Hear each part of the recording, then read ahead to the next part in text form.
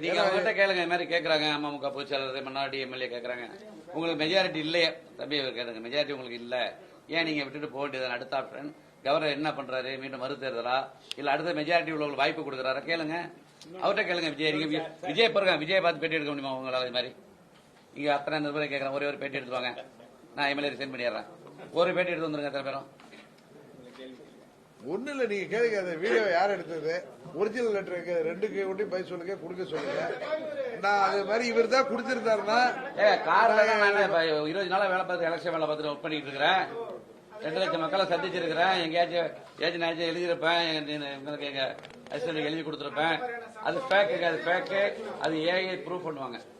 தேவ தூதர்களுக்கு எல்லாம் போய் நம்மள சாமானியர்கள் அவர்களை பார்த்தா கையெடுத்து கும்பிட்டுட்டு எங்க எம்எல்ஏ விட்டுருப்பா, ஒரே ஒரு எம்எல்ஏ வச்சிருக்கோன்னு தான் கேட்க முடியும்.